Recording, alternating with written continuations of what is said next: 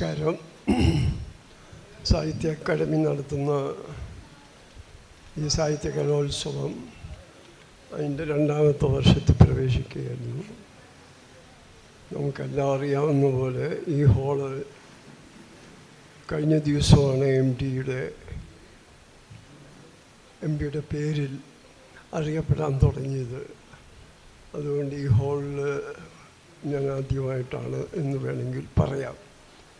മുസഫർ അഹമ്മദ് ദീർഘകാലം ഗൾഫിലുണ്ടായും വളരെ ഈടിറ്റ ലേഖനങ്ങളും യാത്രാ വിവരണങ്ങളും എഴുതിയിട്ടുള്ള ഒരു വ്യക്തിയാണ്. എൻ്റെ ഒരു പഴയ സുഹൃത്തും. അദ്ദേഹത്തിനോട് കൂടി ഈ സംഭാഷണത്തിൽ പങ്കുചേരാൻ എനിക്ക് വലിയ സന്തോഷമുണ്ട്. എല്ലാവർക്കും നമസ്കാരം. NS മാധവൻ എന്ന എഴുത്തുകാരൻ നമ്മെ സംബന്ധിച്ച് ആരെ സംബന്ധിച്ചും ഒരു മുഖവരയോ മറ്റ് പരിചയപ്പെടുത്തലുകളോ ആവശ്യമുള്ള ഒരാളല്ല. 1 മണിക്കൂർ നേരമാണ് ഈ സംഭാഷണത്തിൻ്റെ സമയം. 50 മിനിറ്റാണ് ഈ കോൺവെർസേഷൻ ഞങ്ങൾ മുന്നോട്ട് കൊണ്ടുപോവുക. അവസാനത്തെ 10 മിനിറ്റ് സദസ്സിന് ചോദ്യങ്ങൾ ചോദിക്കാനും NS മാധവനുമായി ഇൻട്രാക്റ്റ് ചെയ്യാനുമുള്ള അവസരമായിരിക്കും. ഈ സംഭാഷണം ആരംഭിക്കുമ്പോൾ താങ്കളുടെ ഏറ്റവും പുതിയ ഒരു രചനയിൽ നിന്ന് തുടങ്ങാം എന്ന് വിചാരിക്കുകയാണ്. പുതിയ രചന എന്ന് പറയുമ്പോൾ താങ്കൾ സ്ഥിരമായി സോഷ്യൽ മീഡിയയിൽ എഴുതുന്ന ഒരാളാണ്. അതേസമയം ഈ ഒരു അച്ചടിച്ച ഓഗസ്റ്റ് 15 മലയാള മനോരമ ദിനപത്രത്തിൻ്റെ എഡിറ്റ് പേജിൽ വന്ന അച്ചടിച്ച ആ ലേഖനം, അത് ഇന്ത്യൻ സ്വാതന്ത്ര്യത്തെക്കുറിച്ച് താങ്കൾ എഴുതിയിട്ടുള്ള ഒരു ചെറിയ കുറിപ്പാണ്. ആ ചെറിയ കുറിപ്പ് എല്ലായ്പ്പോഴും എന്ന പോലെ ധാരാളം വാതിലുകൾ തുറക്കുന്ന, ആശയങ്ങൾ തുറക്കുന്ന ഒരു ചെറിയ കുറിപ്പാണത്.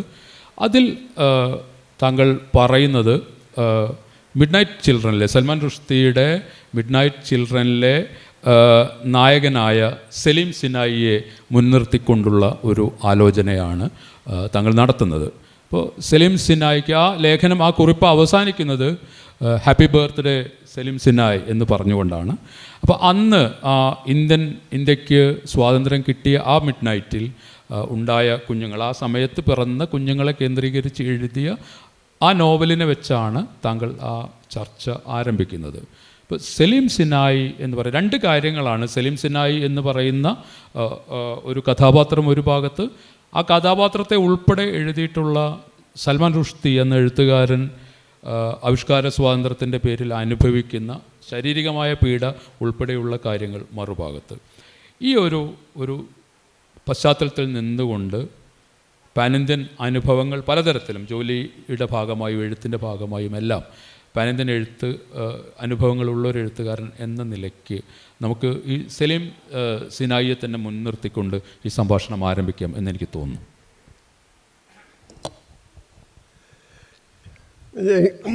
സലീം സിനായി എന്ന് പറഞ്ഞ ഒരു സങ്കല്പ കഥാപാത്രമാണ് മിഡ് നൈറ്റ് ചിൽഡ്രൻ. സൽമാൻ റുഷ്ദിയുടെ മിഡ് നൈറ്റ് ചിൽഡ്രൻ്റെ കഥാനായകൻ. അദ്ദേഹം ജനിക്കുന്നത് 1947 ഓഗസ്റ്റ് 14 രാത്രി 12 മണിക്ക്.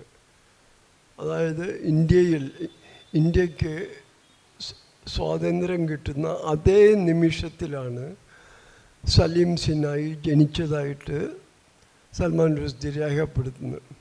ഇതിനുശേഷം അദ്ദേഹത്തിൻ്റെ ജീവിതം 1978, അതായത് സലീം സിനായിക്ക് 31 വയസ്സിൽ ഈ നോവൽ അവസാനിക്കുകയാണ്. ഈ 31 വയസ്സിനിടയ്ക്ക് സലീം സിനായി നേരിടേണ്ടി വന്ന ഏറ്റവും വലിയ പ്രശ്നം സംഘടനാ സ്വാതന്ത്ര്യത്തിൻ്റെ ആയിരുന്നു.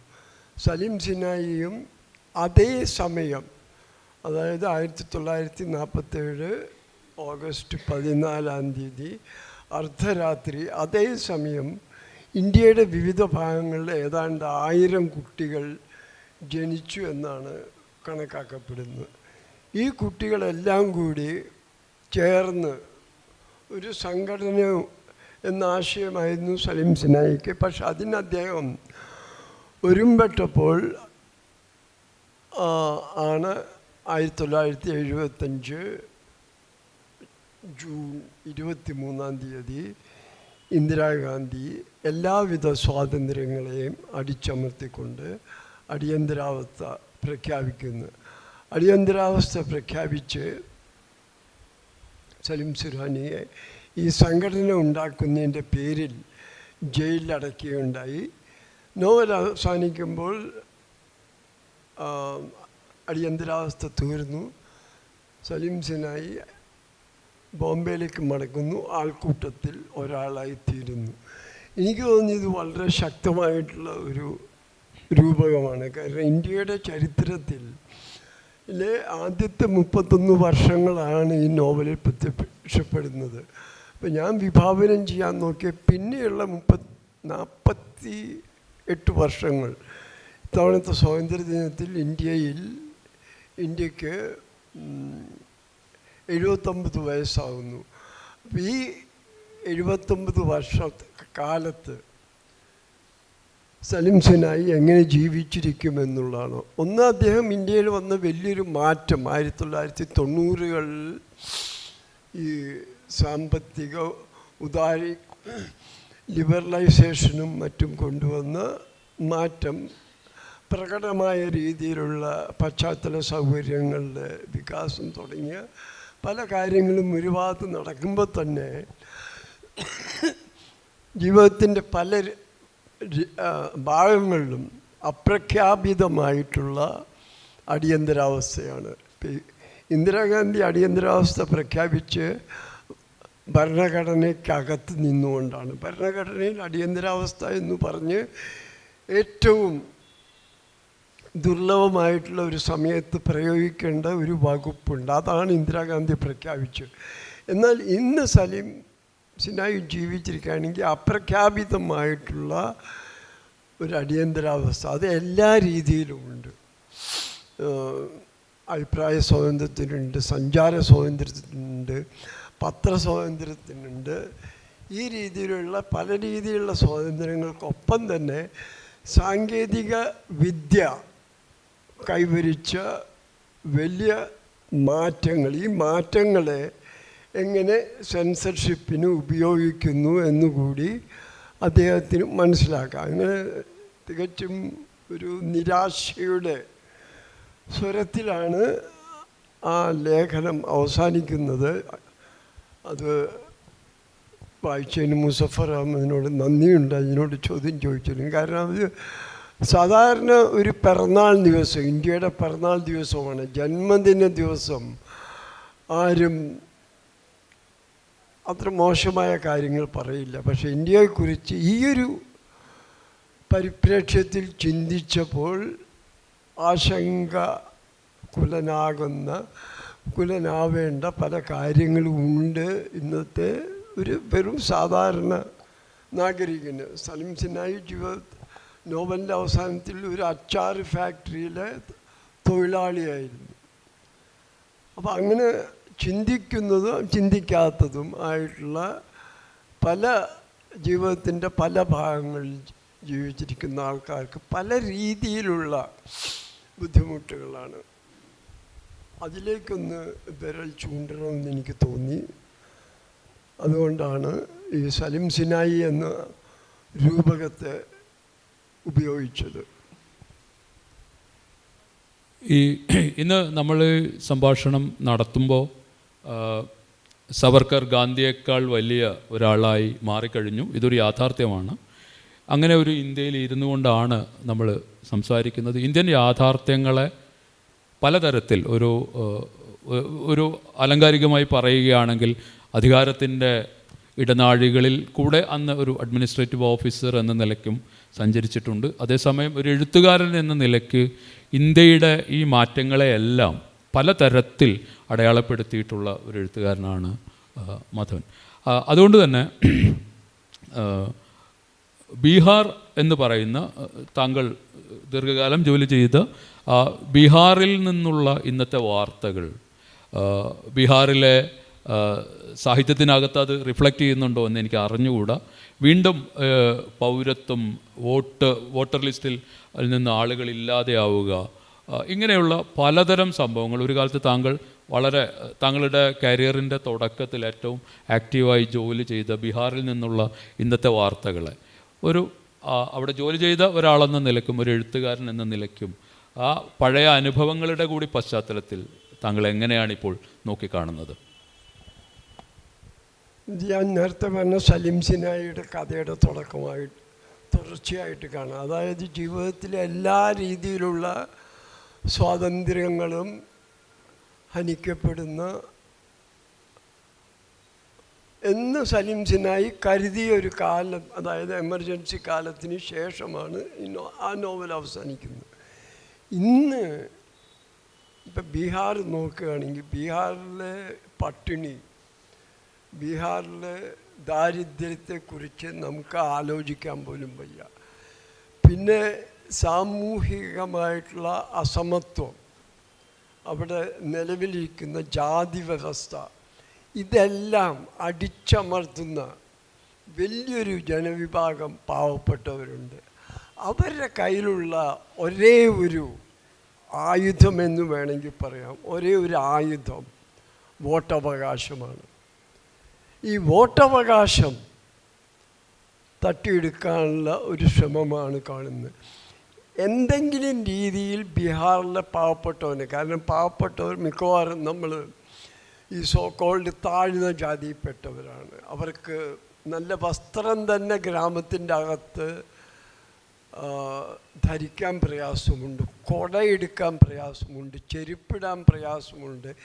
ഈ ഫ്യൂഡൽ വ്യവസ്ഥിതി വളരെയധികം കാലം ബീഹാറിൽ പല ഭാഗത്തും നിലനിന്നിരുന്നു. ഇന്നും അതിൻ്റെ അവശിഷ്ടങ്ങൾ കാണാം. അതിനുള്ള ഒരു രക്ഷപ്പെടലാണ് അവരിവിടേക്ക്, ഇപ്പം കേരളത്തിലേക്കും തമിഴ്നാട്ടിലേക്കും അതിനു മുമ്പ് മഹാരാഷ്ട്രയിലേക്കുള്ള പലായനങ്ങൾ പട്ടിണിയോ ജോലിയോ അന്വേഷിച്ചുകൊണ്ട് മാത്രമല്ല, അന്തസ്സിന് വേണ്ടി കൂടിയാണ്. ഇതിലേറ്റവും കൂടുതൽ അന്തസ്സ് ബീഹാറിലെ പാവപ്പെട്ടവർക്ക് നൽകിയിരുന്ന ഈ വോട്ടവകാശമാണ്. അതിപ്പോൾ നമ്മുടെ കേരളത്തിൽ തന്നെ ജോലി ചെയ്യുന്ന പെരുമ്പാവൂർ, എറണാകുളം തുടങ്ങിയ സ്ഥലങ്ങളിൽ ജോലി ചെയ്യുന്ന ബീഹാറികൾ ഇലക്ഷൻ കാലത്ത് അവർ തിരിച്ചുപോയി വോട്ട് ചെയ്യും. അവർക്കിവിടെ വോട്ടവകാശം ഇല്ലെങ്കിൽ അവിടുത്തെ വോട്ടേഴ്സ് ലിസ്റ്റിൽ പേരുണ്ട്, അതുകൊണ്ട് അവർ തിരിച്ചുപോയി വോട്ട് ചെയ്യും. പലപ്പോഴും അവരുടെ യാത്ര ഫിനാൻസ് ചെയ്യുന്നത് രാഷ്ട്രീയ പാർട്ടികളായിരിക്കും. അപ്പം ഈ ഒരു വലിയൊരു അവകാശം ഒരു ജനത ശ്വസിക്കുന്നത് കഴിഞ്ഞാൽ പിന്നെയുള്ള ഒരു അവകാശം ഈ സമ്മതിദാന അവകാശമാണ്.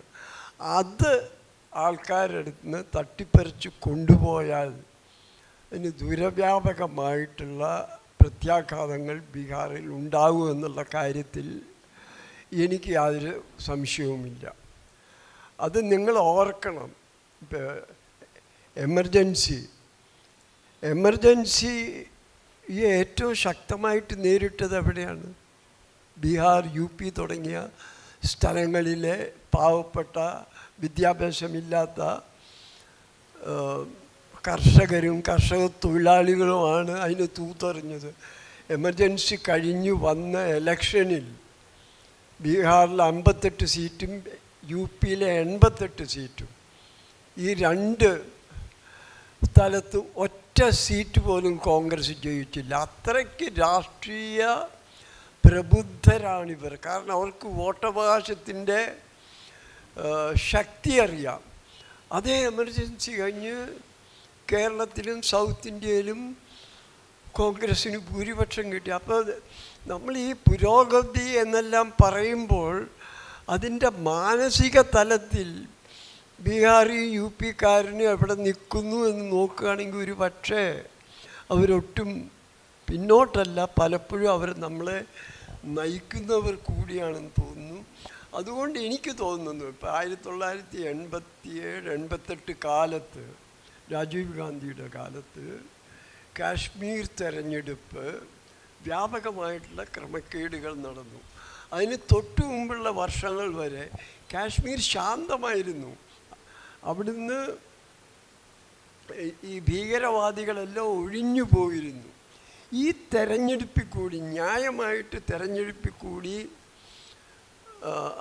ഭരണത്തിലെത്താമെന്നുള്ള ഉറപ്പ് അവിടുത്തെ പ്രതിപക്ഷ പാർട്ടികൾക്കെല്ലാം ഉണ്ടായിരുന്നു. അത് നിഷേധിക്കപ്പെട്ടതിന് ശേഷമാണ് കാശ്മീർ പുകഞ്ഞു കത്താൻ തുടങ്ങുന്നത്. ബീഹാറിൽ ഇതുപോലൊരു അവസരം, ഇതിന് ഒരു പ്രതിവിധി കണ്ടെത്തിയില്ലെങ്കിൽ, ഇപ്പോൾ സുപ്രീം കോടതി ഇടപെട്ടിട്ടുണ്ട്. നമ്മുടെ ജനാധിപത്യ വ്യവസ്ഥിതിക്ക് ഇടപെടൽ വളരെ നല്ലതാണ്. അതുവഴി ഇതിനൊരു പ്രതിവിധി കണ്ടെത്തിയില്ലെങ്കിൽ ഇതിന് സാമൂഹിക പ്രത്യാഘാതങ്ങളുണ്ടാവും. ഇങ്ങനെയാണ് ഈ പലയിടത്തും പൊട്ടിത്തെറികൾ ഉണ്ടാകുന്നത്. എല്ലാ വസന്തങ്ങളും, അറബ് വസന്തം, മുല്ലപ്പൂ വസന്തം തുടങ്ങിയ എല്ലാ വസന്തങ്ങളുടെയും പുറകിൽ ഈ പുകഞ്ഞു കത്തുന്ന ജനവികാരമാണ്. ഇപ്പോൾ ഈ ബീഹാറിലെ ജാതിയെക്കുറിച്ച് താങ്കൾ പരാമർശിച്ചപ്പോൾ വെങ്കടേഷ് രാമകൃഷ്ണൻ താങ്കളെക്കുറിച്ച് എഴുതിയ ഒരു കുറിപ്പിൽ ഏറെക്കുറെ നമ്മളുടെ മലയാള സിനിമയിലൊക്കെ കാണുന്ന ഒരു IAS പോലെ NS മാധവൻ പ്രതികരിച്ച ഒരു സന്ദർഭത്തെക്കുറിച്ച് വെങ്കടേഷ് രാമകൃഷ്ണൻ എഴുതിയ ഞാൻ വായിക്കുകയുണ്ടായി. അതെന്താണെന്ന് വെച്ചാൽ വെള്ളമെടുക്കാൻ സമ്മതിക്കില്ല, താഴ്ന്ന ജാതിക്കാരെ വെള്ളമെടുക്കാൻ സമ്മതിക്കില്ല. അപ്പോൾ പലതവണ അവരുമായിട്ട്, ഉയർന്ന ജാതിക്കാരുമായിട്ട് അവിടെ ഉണ്ടായിരുന്ന കലക്ടർ എന്ന നിലയ്ക്ക് ആയിരിക്കണം താങ്കൾ അവരുമായി ചർച്ച നടത്തുകയും ഈ ചർച്ചയ്ക്കൊന്നും ഈ ചർച്ചയായിട്ടൊന്നും ഇങ്ങോട്ട് വരണ്ട എന്ന നിലപാടെടുക്കുകയും ഒരു ദിവസം രാവിലെ കലക്ടറുടെ ജീപ്പുമായി ചെന്ന് ഈ പ്രശ്നം ഉണ്ടാക്കുന്ന ഒരാളെ മാധവൻ തല്ലിയതായിട്ടും അതോടുകൂടി ആ പ്രശ്നം പരിഹരിച്ചതായിട്ടും വെങ്കടേഷ് രാമകൃഷ്ണൻ എഴുതി ഞാൻ കണ്ടിട്ടുണ്ട്. ഇത് സത്യമാണോ? എനിക്ക് ഓർമ്മയില്ല, ഞാൻ വെങ്കടേഷ് രാമകൃഷ്ണൻ എഴുതി വായിച്ചിട്ടില്ല, അതാണ്. അല്ല, ആ തെരുവിന് NS മാധവൻ തെരുവ് എന്നാണ് പേര് എന്നും വെങ്കടേഷ് രാമകൃഷ്ണൻ എഴുതിയിട്ടുണ്ട്. ഇപ്പം ആ പേരാണോ അറിയില്ല. ഇപ്പം വല്ല ദീൻ ദയാൽ ഉപാധ്യായ മാർഗമായിരിക്കും. കുറച്ചു കാലമായിരുന്നു അത്.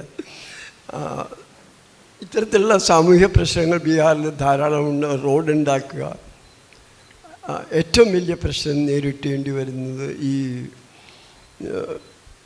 മറ്റവിടുത്തെ വെള്ളത്തിൻ്റെ ഏറ്റവും വലിയ മാർഗം എന്തായിരുന്നു കേരളത്തിൽ പറയാമെന്നറിയില്ല. മറ്റവിടെ ചാപ്പാക്കൽ എന്ന് പറയുക, ഇങ്ങനെ കൈകൊണ്ടടിക്കുന്ന കുഴൽക്കിണറുകളാണ്. കുഴൽക്കിണർ സ്ഥാപിക്കുന്നതിനുള്ള സ്ഥലം, കാരണം കേരളം പോലൊരു സൊസൈറ്റി കൂടിയല്ല അവിടെ. ഇവിടെ ജനങ്ങൾ ഒരു വീട്, എല്ലാ വീടും ഒരു ജാതിക്കാരുടെ അല്ല. ഇടയ്ക്കിടയ്ക്ക് സമ്മിശ്രമായിട്ടുള്ള ഒരു ആവാസ വ്യവസ്ഥിതിയാണ് കേരളത്തിലുള്ളത്. എന്നാൽ ബീഹാറിൽ തോളകളാണ്. അതായത് ഒരു തോളയിൽ ഒരു ജാതിയെ പാടുള്ളൂ, അത് കഴിഞ്ഞാൽ മറ്റൊരു തോള, എങ്ങനെ. അപ്പം ഈ എല്ലാ തോളകൾക്കും വേണ്ടി നമുക്ക് ഗവൺമെൻറ്റിൻ്റെ അടുത്ത് ഈ കുഴൽക്കിണർ നൽകാനുള്ള വകുപ്പുണ്ടാവില്ല, പൈസ ഉണ്ടാവില്ല. അപ്പം നമ്മൾ ചെയ്യാവുന്നത് ഒരു പബ്ലിക് പ്ലേസിൽ വയ്ക്കുക എന്നുള്ളതാണ്. ഇതിനെതിരായിട്ടുള്ള എതിർപ്പുകൾ ഞാൻ പലയിടത്തും നേരിടേണ്ടി വന്നിട്ടുണ്ട്. വെറും നിസ്സാരകാലം ഒരു കുഴൽക്കിണറിൻ്റെ സ്ഥാനം നിശ്ചയിക്കുന്നതിന് പലയിടത്തും അധികാരം എന്താണെന്ന് അവരെ അറിയിക്കേണ്ട അവസരങ്ങളും ഉണ്ടായിട്ടുണ്ട്. അതിൽ പെട്ട ഒന്നായിരിക്കും ഇത് വെങ്കടേഷ് എഴുതിയത്. അപ്പം നമ്മൾ ഒരു രീതിയിൽ വളരെ ഭാഗ്യം ചെയ്തതെന്ന് പറയല്ല, ഈ സാമൂഹികമായിട്ട് വളരെയധികം ഇവോൾവ് ചെയ്തൊരു സൊസൈറ്റിയാണ്. ബീഹാറിലൊരു ജാതിക്കാരന് ആ ജാതിക്ക് പുറത്തുള്ളൊരു സുഹൃത്തുണ്ടാവില്ല, അല്ലെങ്കിൽ ആ ജാതിക്ക് പുറത്തുള്ളവരെല്ലാം സുഹൃത്തുണ്ടാവില്ല എന്ന് മാത്രമല്ല, ചിലപ്പോൾ ശത്രു വരെ ആയിരിക്കാം. ഇത്തരത്തിലുള്ള ഇത് ഞാൻ കാണുന്നത് അതിൻ്റെ ചരിത്രപരമായിട്ടുള്ളൊരു കാരണമായിട്ട് ഞാൻ കാണുന്നത്, ഇപ്പോൾ കേരളം അല്ലെങ്കിൽ തമിഴ്നാട് തുടങ്ങിയ സ്ഥലങ്ങളിൽ, മഹാരാഷ്ട്ര, തെലുങ്കാന, കർണാടക തുടങ്ങിയ സ്ഥലങ്ങളിൽ ഈ സോഷ്യൽ റിഫോമേഴ്സിൻ്റെ വലിയ ഒരു നീണ്ട നിരയുണ്ട്. കേരളത്തിൽ നാരായണ ഗുരു,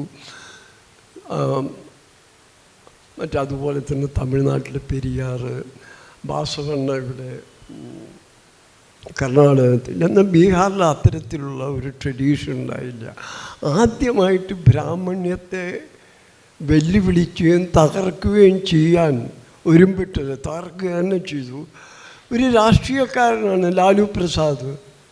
അപ്പോൾ ഒരു രാഷ്ട്രീയക്കാരൻ എപ്പോഴും സാമൂഹിക പരിഷ്കർത്താവുമ്പോൾ അത് ഒരിക്കലും ശരിയാവില്ല. കാരണം അയാളുടെ രാഷ്ട്രീയപരമായിട്ടുള്ള, പിന്നെ ലാലുവിൻ്റെ കേസിൽ വ്യക്തിപരമായിട്ടുള്ള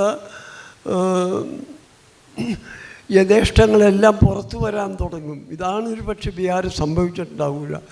കമ്മ്യൂണിസ്റ്റ് മൂവ്മെൻറ്റിന് വലിയ വളക്കൂറുള്ള മണ്ണായിരുന്നു. 1950കളിൽ ബീഹാർ അസംബ്ലിയിൽ 50 വരെ 52 മുഖ്യ പ്രതിപക്ഷ പാർട്ടിയായിട്ട് കമ്മ്യൂണിസ്റ്റ് പാർട്ടിയായിരുന്നു.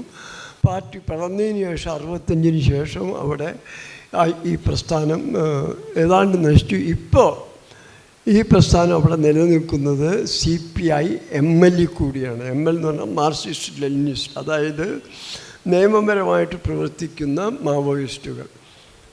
ഇതാണ് ഇതിൻ്റെ ഒരു ചെറിയ ചിത്രം. ഇനി ഈ ലണ്ടൻ ബത്തേരിയിലെ ലുത്തീനിയകൾക്ക് ശേഷം NS മാധവൻ ഒരു ലോങ് ഫിക്ഷൻ ട്രൈ ചെയ്തിട്ടില്ലേ, ശ്രമിച്ചിട്ടില്ലേ? ഒരു നോവൽ എഴുതാൻ ശ്രമിച്ചിട്ടില്ലേ? ശ്രമിച്ചത് ഇടയ്ക്ക് വെച്ച് ഉപേക്ഷിക്കുകയായിരുന്നു. അങ്ങനെ ഒരു നോവൽ എഴുതിയതിന് ശേഷം എന്തുകൊണ്ടായിരിക്കും, ആ നോവലിൻ്റെ ഇംഗ്ലീഷ് പരിഭാഷയൊക്കെ വന്നിട്ടുണ്ട്, പിന്നീട് എന്തുകൊണ്ടായിരിക്കും മാധവൻ ഒരു ലോങ് ഫിക്ഷൻ ശ്രമിക്കാതെ പോയത്? എനിക്ക് തോന്നുന്നു ഓരോ ആഖ്യാനങ്ങളും അവയുടെ മാധ്യമങ്ങളെ തേടുന്നു എന്നുള്ളതാണ്. ഇപ്പോൾ ഈ ലണ്ടൻ ബത്തേരിയുടെ ലുത്തീനിയകൾ തന്നെ ഞാൻ എഴുതി തുടങ്ങിയപ്പോൾ അതൊരു ചെറുകഥയോ അല്ലെങ്കിൽ നീണ്ട ചെറുകഥയോ ആയിരിക്കും എന്നാണ് വിചാരിച്ചത്. നീണ്ടു പോയി ഒരു നോവലായി പരിണമിച്ചു.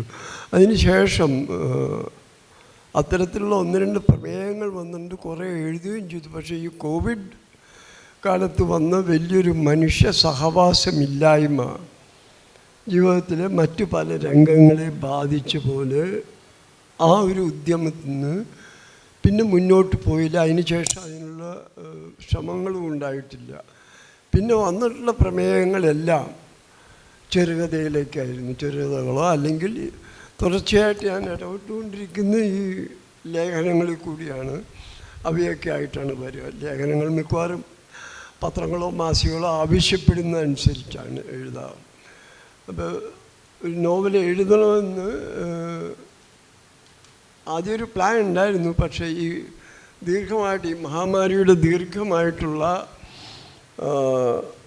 ഒരു വല്ലാത്ത അവസ്ഥയിൽ ആ പ്ലാൻ ഇല്ലാതെയായി എന്ന് വേണമെങ്കിൽ പറയാം. എഴുതി ശ്രമിച്ചിരുന്നു ആ സമയത്ത്, അവന് കോവിഡിൻ്റെ സമയത്ത് എഴുതിയിരുന്നു. അതിലേക്ക് തിരിച്ചു പോകാൻ നോക്കിയിട്ട് പറ്റുന്നില്ല.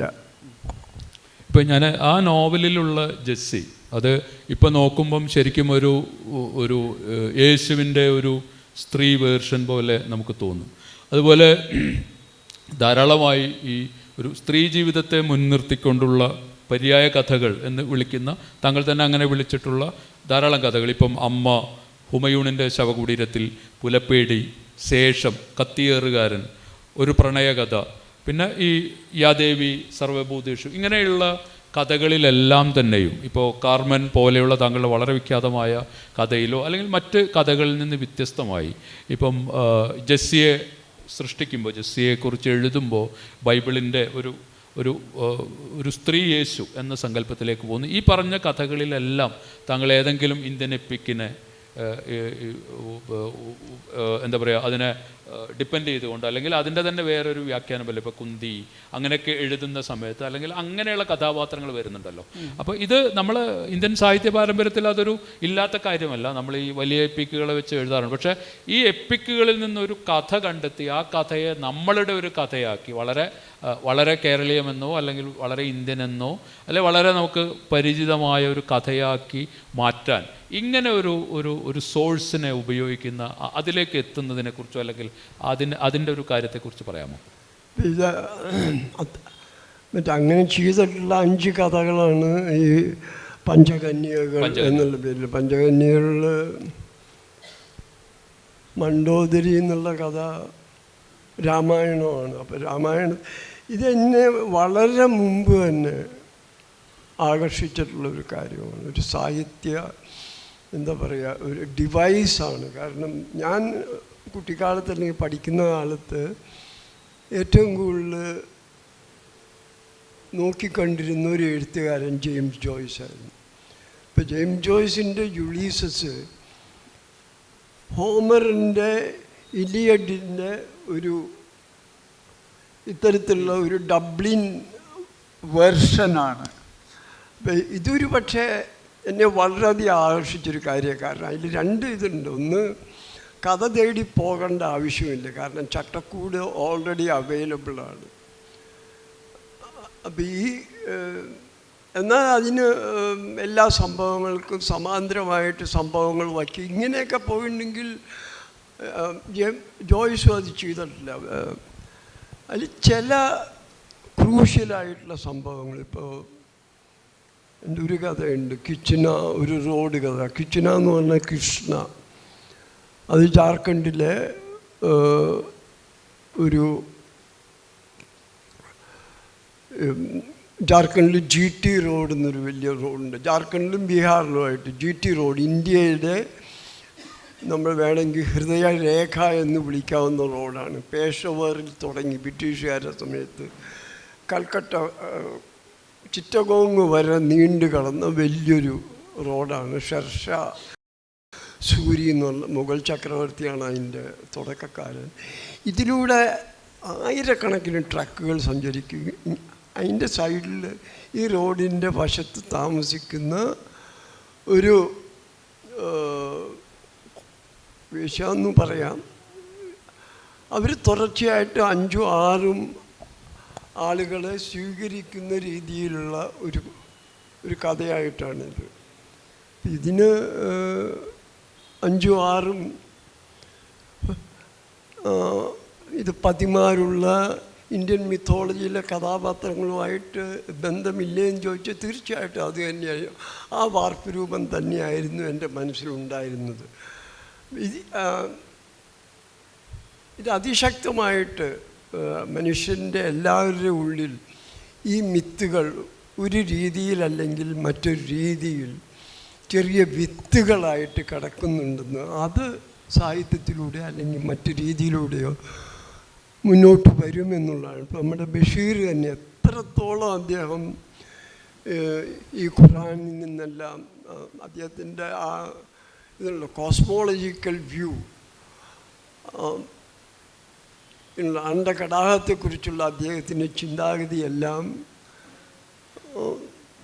മറ്റ് ഖുർആനും അതുപോലെയുള്ള ചിന്താഗതി ഉൾക്കൊള്ളലാണ്. ഇതൊന്നും നമുക്ക് രക്ഷപ്പെടാൻ പറ്റുമെന്ന് തോന്നുന്നില്ല, രക്ഷപ്പെടേണ്ട ആവശ്യമില്ല. കാരണം എത്ര കാലം അത് നിലനിന്നു എന്നുള്ളത് തന്നെ അവ ഉത്കൃഷ്ടങ്ങളാണ് എന്നുള്ളതിൻ്റെ ഒരു തെളിവാണ്.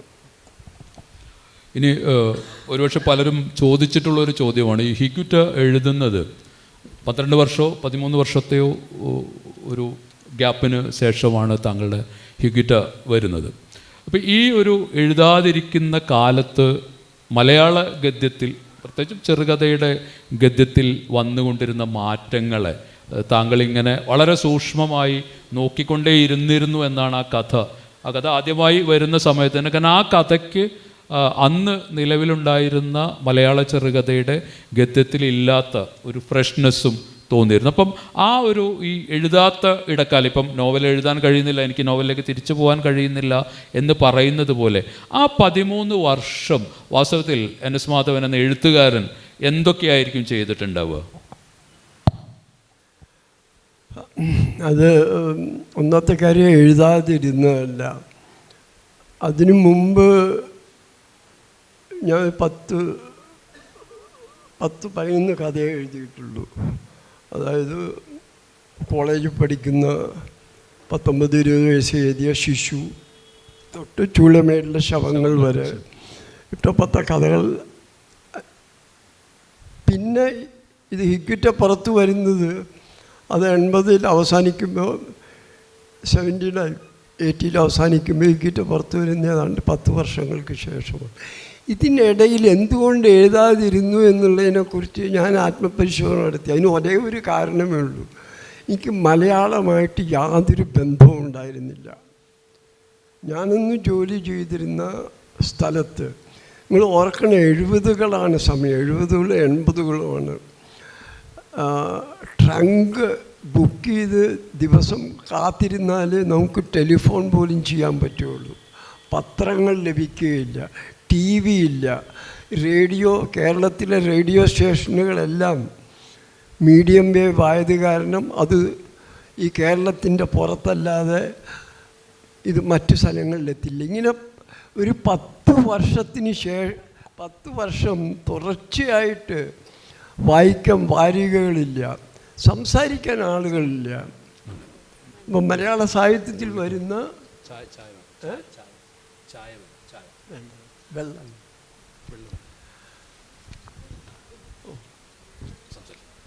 മലയാള സാഹിത്യത്തിൽ വരുന്ന കാര്യങ്ങളൊന്നും ഞാൻ അറിഞ്ഞിരുന്നില്ല എന്നുള്ള സത്യം. അത് കഴിഞ്ഞ്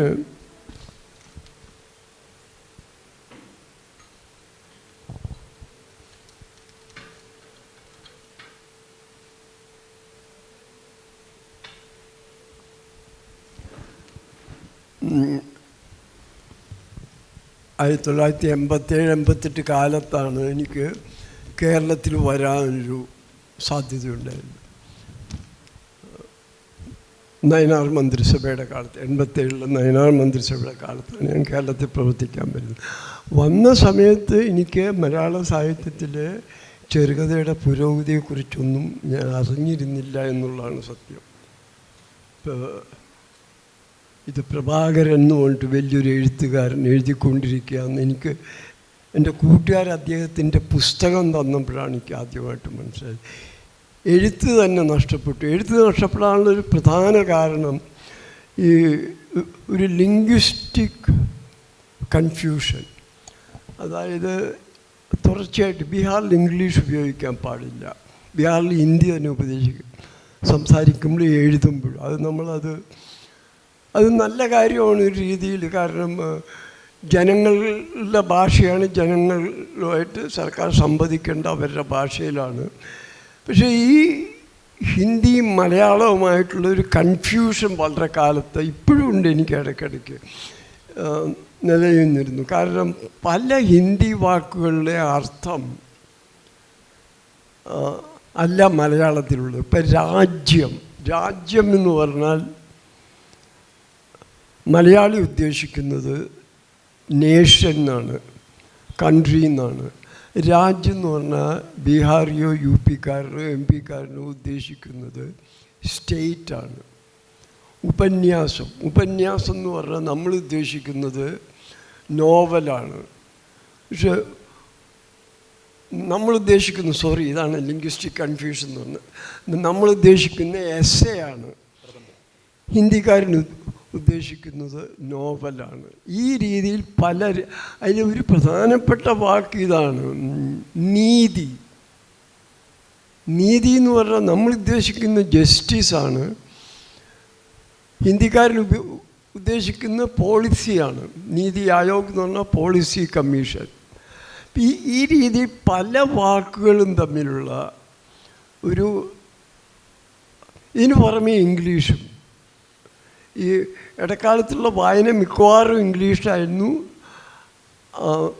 ഏതാണ്ട് അതിൻ്റെ അവസാന കാലത്ത് ഞാൻ ഹിന്ദി പത്രങ്ങളും മറ്റും വായിക്കാൻ തുടങ്ങി, ഹിന്ദി സാഹിത്യവും വായിക്കാൻ തുടങ്ങി. ഞാൻ കണ്ടെത്തിയിൽ വെച്ച് ഏറ്റവും വലിയൊരു എഴുത്തുകാരനെ അതിലൂടെ എനിക്ക് മനസ്സിലാക്കാൻ പറ്റി. ഫണീശ്വരനാഥ്, രേണു എന്ന് പറയും. ഒരുപക്ഷെ അതുപോലൊരു എഴുത്തുകാരൻ ഇന്ത്യയിലെ മറ്റു ഭാഷകളിലുണ്ടായിരുന്നില്ല. ഹിന്ദിയിലെ ഏറ്റവും വലിയ എഴുത്തുകാരനായിരുന്നു. എമർജൻസി വന്നപ്പോൾ പത്മശ്രീ ഇന്ദിരാഗാന്ധിക്ക് തിരിച്ചേൽപ്പിച്ച് രോഗാവസ്ഥയിൽ ജയിലിൽ പോയി. ഇത് മരിച്ചൊരു വ്യക്തിയാണ്. ബീഹാറിൻ്റെ ഒരു ഭാഗത്തെക്കുറിച്ച് സീമാഞ്ചൽ എന്ന് പറയും, അതായത് അതിർത്തി പ്രദേശത്തെക്കുറിച്ച് അവിടുത്തെ ഭാഷയിൽ, ഡയലക്റ്റിൽ ഏതാണ്ട് ബീഹാറിലെ ഖസാക്കിൻ്റെ ഇതിഹാസം എന്ന് വിളിക്കാവുന്ന മൈലാഞ്ചൽ എന്ന് പറഞ്ഞിട്ട് സുപ്രസിദ്ധമായിട്ടുള്ള ഒരു നോവൽ അദ്ദേഹമുണ്ട്. അത് തീസരി കസം എന്ന പേരിൽ രാജ് കപൂറും വഹിദ റഹ്മാനും ആക്ട് ചെയ്ത് ഇറങ്ങിയിട്ടുണ്ട്. അപ്പം ഈ രീതിയിൽ ഒരു 2 വർഷം കേരളത്തിൽ ഇരുന്നതിന് ശേഷമാണിത് എനിക്ക് എഴുത്ത് തിരിച്ചു കിട്ടിയത്.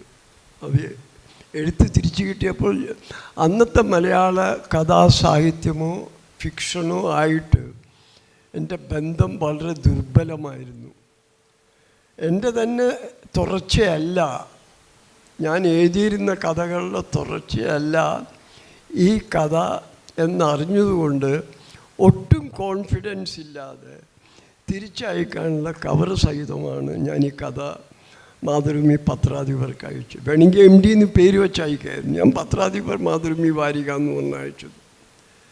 ഇതാണ്. അപ്പം ഈ മലയാള കഥ ഞാൻ സൂക്ഷ്മമായിട്ട് നോക്കിയിരുന്നില്ല. അതിന് വളരെ കാലത്തിന് ശേഷമാണ് ഈ കഴിഞ്ഞതിന് മുമ്പിൽ 2017 മലയാള കഥകൾ ശരിയായിട്ട് ആദ്യം മുതൽക്കിരുന്ന് വായിച്ച് പഠിച്ചത്. ഈ കഥകളുടെ മാറ്റങ്ങൾ അത് 60 വർഷം 2017 സ്വാതന്ത്ര്യം കിട്ടിയതിൻ്റെ 60 വർഷമാണ്. അപ്പോൾ DC ബുക്ക് 60 വർഷം 60 കഥകൾ എന്ന് പറഞ്ഞിട്ടൊരു സമാഹാരം ഇറക്കിയിട്ടുണ്ട്. അതിനുള്ള കഥകൾ തിരഞ്ഞെടുക്കാൻ വേണ്ടി ഞാൻ വിട്ടുപോയ ഗ്യാപ്പ് ഉള്ള സ്ഥലങ്ങളിലെല്ലാം വായന എത്തിച്ചേർന്നു. ഇനി ഈ തിരുത്ത് ഉൾപ്പെടെയുള്ള താങ്കളുടെ കഥകൾ ഉറുദു, ഹിന്ദി ഇങ്ങനെയുള്ള ഭാഷകളിലൊക്കെ വന്നിട്ടുണ്ട്. ഞാൻ മനസ്സിലാക്കുന്നത് തിരുത്ത് ഉറുദുവിലൊക്കെ വന്നപ്പോൾ വലിയ തോതിൽ വായിക്കപ്പെടുകയും വലിയ തോതിൽ അപ്രീഷിയേറ്റ് ചെയ്യപ്പെടുകയും ഒക്കെ ചെയ്ത കഥയായിട്ടാണ്. അപ്പോൾ നമുക്ക് ഇപ്പോൾ തന്നെ താങ്കൾ ബീഹാറിലെ ഒരു എഴുത്തുകാരൻ്റെ പേര് പറഞ്ഞു, അല്ലെങ്കിൽ അദ്ദേഹത്തിൻ്റെ ഒരു കൃതിയെക്കുറിച്ച് പറഞ്ഞു, അവിടുത്തെ ഖസാക്കിൻ്റെ ഇതിഹാസം എന്ന് വിളിക്കാം. പക്ഷെ നമുക്ക് ഇപ്പോൾ യൂറോപ്യൻ സാഹിത്യത്തെക്കുറിച്ച് നമുക്കറിയാം, അല്ലെങ്കിൽ ലോക സാഹിത്യം എന്ന് നമ്മൾ വിളിക്കുന്ന റഷ്യൻ സാഹിത്യം, ഇങ്ങനെയുള്ള എല്ലാ കാര്യങ്ങളും നമുക്കറിയാം. പക്ഷേ വിവർത്തനങ്ങളിലൂടെ ഇന്ത്യൻ സാഹിത്യം നമുക്ക് കിട്ടുന്നുണ്ടോ, മലയാളിക്ക് കിട്ടുന്നുണ്ടോ? അതായത് ഈ നൈബർഹുഡ് ലിറ്ററേച്ചർ, അയൽപ്പക്ക സാഹിത്യത്തെക്കുറിച്ച് നമുക്ക് യഥാർത്ഥത്തിൽ ധാരണയുണ്ടോ എന്നുള്ള ഒരു കാര്യം. ഇത് വളരെ ശരിയാണ്. ഇപ്പം നമ്മളൊക്കെ വളർന്ന കാലത്ത് 1950-കളിലും 60-കളിലും വായനയുടെ ഒരു മുഖ്യ സ്രോതസ്സ് മാതൃഭൂമിയിലും മലയാള രാജ്യം എന്നൊരു വാസികയുണ്ടായിരുന്നു. പിന്നീട് ജനയുഗം തുടങ്ങിയ വാരികകളിൽ തുടർച്ചയായിട്ട് വന്നിരുന്ന ഹിന്ദി അല്ലെങ്കിൽ ബംഗാളി നോവലുകളുടെ വിവർത്തനമായിരുന്നു. അത് മറാത്തിയിലെത്തിയപ്പോൾ, മറാത്തിയിൽ ഖണ്ഡേക്കറുടെ യയാതിയിലെത്തിയപ്പോൾ അതിന് ഏതാണ്ട് വലിയൊരു രൂപം പ്രാപിച്ചു കേരളത്തിൽ. കാരണം മറാത്തിയുടെ തുല്യമോ അല്ലെങ്കിൽ അതിൽ കൂടുതലോ വായിക്കപ്പെട്ടൊരു കൃതിയാണ് ഈ പുസ്തകം.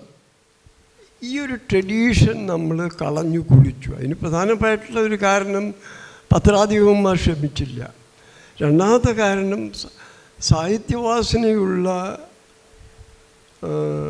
പ്രവാസികൾ എഴുതാൻ മുതിർന്നില്ല എന്നുകൂടിയാണ്. ഇപ്പോൾ കേരളത്തിൽ തന്നെ ബംഗാളി ഭാഷ എത്താനുള്ള പ്രധാന കാരണം 2 ബംഗാളി സ്ത്രീകൾ, നിലീന അബ്രഹാം, ലീല സർക്കാർ, ഈ 2 പേരും കേരളത്തിൽ വിവാഹിതരായിട്ട് വന്ന് അവർ മലയാളം പഠിച്ച് വലിയ വലിയ പുസ്തകം, ഇപ്പോൾ വിഭൂതിഭൂഷൺ ബന്ദോപാധ്യായയുടെ പതർപാഞ്ചാലിയൊക്കെ 1950-കളിൽ മലയാളത്തിൽ ഞങ്ങൾ വായിച്ചിട്ടുണ്ട്. സത്യജിത്തിലെ സിനിമ പിടിക്കുന്നതിന് മുമ്പ് മലയാളിക്ക് ഇതിനെപ്പറ്റി അറിയാമായിരുന്നു. ഇത്തരത്തിലുള്ള ഒരു തർജ്ജമയോട്, ഇന്നിപ്പോൾ തർജ്ജമ എന്ന് പറഞ്ഞാൽ മലയാളത്തിൽ നിന്ന് ഇംഗ്ലീഷിലേക്ക് മാത്രമുള്ള ഒരു പ്രവർത്തനമായിട്ട് കാണുകയാണ്. ഇന്ത്യൻ ഭാഷകളിൽ അങ്ങോട്ടും ഇങ്ങോട്ടുമുള്ള തർജ്ജമ, പ്രത്യേകിച്ച് നമുക്ക് ജയകാന്തൻ തുടങ്ങിയ കുറച്ച് തമിഴ് എഴുത്തുകാരെ നമുക്ക് പരിചയമുള്ളൂ. തെലുങ്കിൽ ഒരു എഴുത്തുകാരനും പരിചയമില്ല. അതിനു മുമ്പ് കന്നഡ വരികയാണെങ്കിൽ അനന്തമൂർത്തിയുടെ എല്ലാ നോവലുകളും മലയാളത്തിൽ അവൈലബിളാണ്. ഇന്ന് ആരാ എഴുതുന്നത് എന്ന് നമുക്കറിയുകയില്ല.